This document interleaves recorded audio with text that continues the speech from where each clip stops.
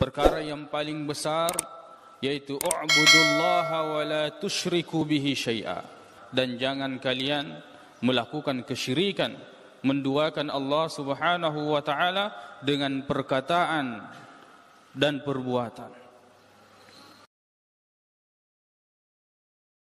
Subhanahu wa taala, Allah Subhanahu wa taala berfirman dalam surah Al-Hadid ayat 20, wa'lamu annama al-hayatud dunya la'ibun wa lahwun wa zinah. Ketahuilah, dunia ini hanyalah permainan, dunia ini hanyalah senda gurau dan perhiasan.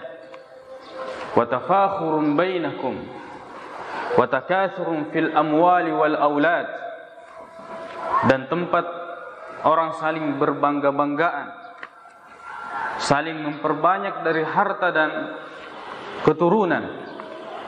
Kamathali ghaithin a'jabal kuffara nabatu. Perumpamaan dunia ini seperti hujan yang mengguyur bumi ini kemudian menumbuhkan tanaman. Pada saat itu tertipulah para petani, orang-orang yang menanamnya. Thumma yahij fatarahu musfarra. Kemudian tanaman itu akan layu, akan kering, engkau akan melihatnya menguning. Thumma yakunu hutama. Kemudian akan hancur. Wa fil akhirati adzabun syadid. Sedangkan di akhirat disediakan siksaan yang begitu keras. Wa maghfiratun minallahi wa ridwan. Begitu pula disiapkan ampunan dari Allah Subhanahu wa taala dan ridhanya. Wa mal hayatud dunya illa mata'ul ghurur. Tidaklah kehidupan dunia ini kecuali kehidupan yang menipu. Tidak ada yang perlu kita khawatirkan di dunia ini. Semuanya akan lewat berlalu, semuanya akan pergi dan berganti. Tak perlu yang ada kita takutkan di dunia ini. Semuanya telah diatur oleh Allah Subhanahu wa taala.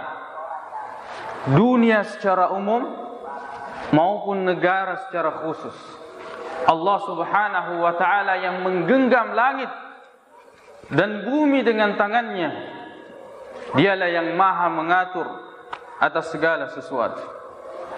Rezeki tidak akan dipercepat dengan antusias orang-orang yang mencarinya.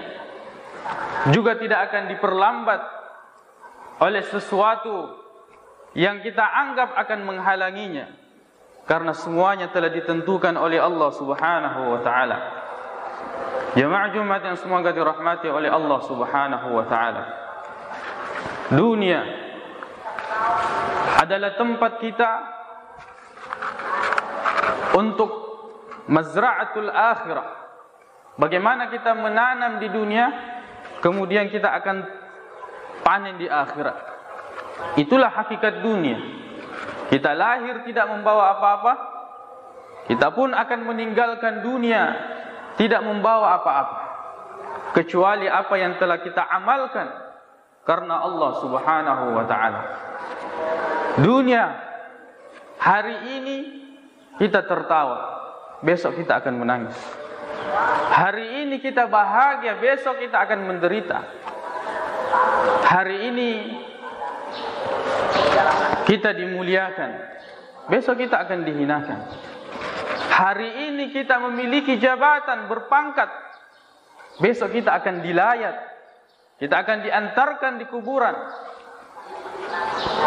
Dunia adalah sesuatu yang kita akan tinggalkan. Dunia tidak pernah kekal untuk satu orang, meskipun dia orang kaya dan orang hebat. Begitu pula tidak ada orang satupun di dunia ini yang akan kekal, meskipun lama dia hidup di dunia ini. Pahami tentang hakikat dunia. Tidak perlu ada yang kita khawatirkan. seperti air hujan yang kemudian menumbuhkan banyak tanaman, bunga menghiasi pandangan kita. Akan tetapi setelah itu akan kering, akan layu, akan kuning, akan jatuh, akan dihembuskan oleh angin, akan terbang, akan hancur, akan hilang. Begitulah dunia.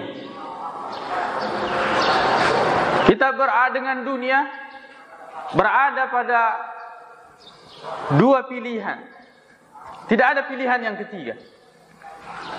Apakah kita meninggalkan dunia, atau dunia yang kita raih sementara ini kemudian akan meninggalkan kita. Jabatan yang mungkin sekarang kita pangku, harta yang ada di genggaman kita, esok hari akan pergi meninggalkan kita. Tidak ada pilihan yang ketiga. Tidak ada orang kekal bersama dunia. Semuanya telah ditentukan oleh Allah Subhanahu wa ta'ala, dan pada akhirnya kita akan pergi membawa amal yang pernah kita lakukan. Allah Subhanahu wa ta'ala berfirman, "Wadrib lahum mathalal hayatid dunya kama'in anzalnahu minas sama'." Beri perumpamaan kepada mereka tentang kehidupan dunia, yaitu seperti hujan yang kami turunkan dari langit. Kama'in anzalnahu minas sama', fakhtalata bihi nabatul ard. Kemudian menyuburkan tanaman dan tumbuh-tumbuhan, memunculkan berbagai macam buah-buahan. Kemudian akan kering, kemudian akan layu. Tadruhur riyah, akan dihembuskan oleh angin. Itulah perumpamaan dunia. Kemudian Allah Subhanahu wa ta'ala dalam surah Al-Kahfi itu mengatakan, wal baqiyatus salihat. Yang tersisa adalah yang akan kita ambil, yang akan kita pegang sampai di hari kemudian adalah amal-amal yang saleh yang pernah kita lakukan karena Allah dan sesuai dengan petunjuk Allah Subhanahu wa ta'ala dan Rasulullah sallallahu alaihi wasallam. Itulah sebaik-baik pahala, itulah sebaik-baik bekal yang akan kita bawa sampai kita bertemu dengan Allah Subhanahu wa ta'ala.